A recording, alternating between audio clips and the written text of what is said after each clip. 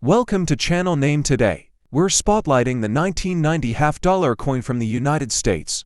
We'll dive into what makes this coin valuable, its collectability, and why it could be worth big money among US coin enthusiasts. Let's get started. The Kennedy half-dollar was introduced in 1964, shortly after the assassination of President John F. Kennedy. As a tribute to the late president, the design was created quickly, but has endured for decades. The obverse features Kennedy's profile designed by Gilroy Roberts, while the reverse shows the presidential seal, designed by Frank Gasparo. By 1990, the coin had been in production for over 25 years, but its role in circulation had declined sharply. This was due to a combination of low demand from banks and the fact that half-dollars simply weren't widely used in daily commerce anymore. On the obverse of the 1990 half-dollar, Kennedy's portrait remained essentially unchanged, representing continuity in U.S. coinage. On the reverse, the heraldic eagle with shield, olive branch, and arrows still dominated the design. While the artistry was familiar, the year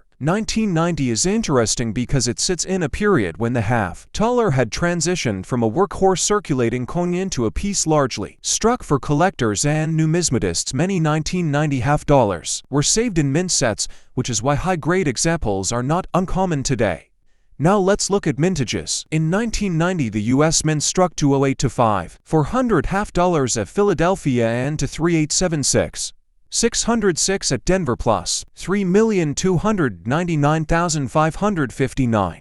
Proof coins at San Francisco. That's a total of roughly 48 million coins across all types. Collectors often talk about benchmark years where production passes 60-1 or more, but 1990 fell below that line, making it a moderate mintage year compared with the early 1970s, when mintages regularly soared past 200 million. The 1990 figures reflect the shrinking demand for circulating half-dollars. So what is a 1990 half-dollar worth today? In circulated condition, most examples are only worth 50 cents since millions were made, and they are still common. In uncirculated condition, however, values increase to around $2 to $5. Coins taken from U.S. mint sets often grade well and can reach the higher end of that range. Proof coins with their mirror-like surfaces are worth a bit more, generally between $5 and $10, depending on condition and packaging. Only coins in superb high-grade certified condition, such as or, can command significant premiums, often ranging into the hundreds of dollars.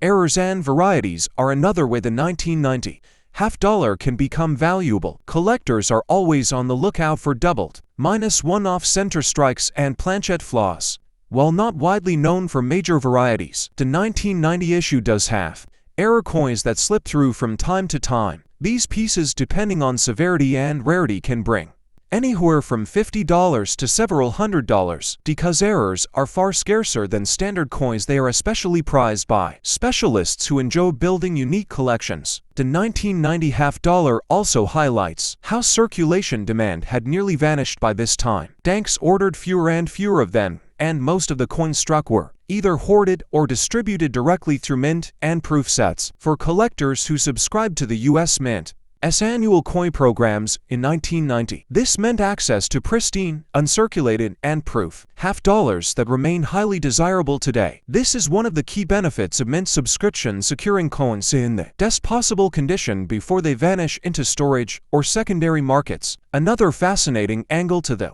1990 half-dollar is its role in educating collectors about mintage versus survival. While 48 million sounds like a large number, it pales in comparison. 2 years with 60, 100, or even 200 million coins struck, because relatively few actually circulated in 1990. Many of these coins survive in higher grades, particularly from mint sets. This is why the average coin isn't rare, but finding a perfect specimen certified by grading services remains a challenge, and those are the coins that carry real premium value today. The Kennedy half-dollar series itself is also a favorite among U.S. collectors because it represents both history and artistry. The 1990 coin sits firmly in the middle of the series, bridging the gap between the heavy mintages of earlier decades and the sharply reduced mintages of the 2000s, when production figures dropped to just a few million coins per year. For anyone collecting by date and mint mark, 1990 is an essential piece, and for tight collectors it demonstrates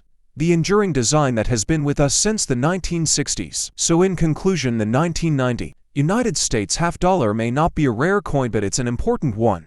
With a mintage of just under 50 million, it falls below the benchmark and reflects the decline of the half-dollar in everyday commerce. Circulated examples are worth face value while uncirculated coins bring a few dollars and proof coins are worth slightly more. High-grade certified examples and errors are where the real premiums lie. For collectors, this coin is a reminder of why mint subscriptions matter, why condition is king, and why even seemingly common issues have a story worth telling. If you enjoyed this deep dive, don't forget to like, subscribe, and join us, because every coin from the humble half-dollar to the rarest commemorative has its own history to uncover.